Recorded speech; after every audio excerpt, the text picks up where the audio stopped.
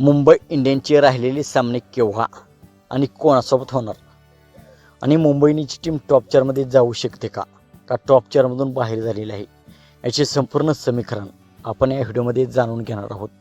तर मित्रांनो, मी आहे सोमनाथ सरगर, आपण पाहतात क्रिकेट मराठी। मित्रांनो, मुंबई इंडियन्सचे आतापर्यंत 11 सामने झालेले आहेत। 11 सामन्यापैकी फक्त 3 सामन्यामध्ये मुंबई इंडियन्सने विजय मिळवलेला आहे, तर 8 सामन्यामध्ये मुंबई इंडियन्सचा पराभव झालेला आहे। मुंबई इंडियन्सचे अजून 3 सामने शिल्लक आहेत, तर ते सामने कोणासोबत होणार आहेत आणि मुंबई इंडियन्सची टीम टॉप चारमध्ये जाऊ शकते का हे आपण पाहूया। तर मित्रांनो, मुंबई इंडियन्सचे सामने अजून शिल्लक आहेत 3, म्हणजे त्यांचा आता पुढील सामना 14 मे रोजी पंजाब किंग्स विरुद्ध धर्मशाला या मैदानावरती खेळला जाणार आहे। तर मुंबई इंडियन्सचा पुढील सामना 20 मेला कोलकाता नाईट रायडर्स सोबत कोलकाताच्या ईडन गार्डन स्टेडियमवरती खेळला जाणार आहे।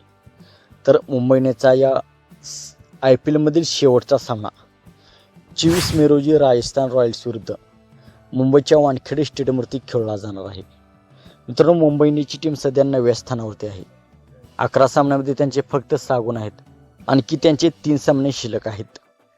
जर 3 सामन्यापैकी 3 सामने जर मुंबई इंडियन्सने जिंकले तर मुंबई इंडियन्सचे 12 पॉईंट होतात, परंतु RCB, सनरायझर्स हैदराबाद, गुजरात आणि पंजाब यांचे आधी 14, 14, 14 आणि 13 पॉईंट आहेत।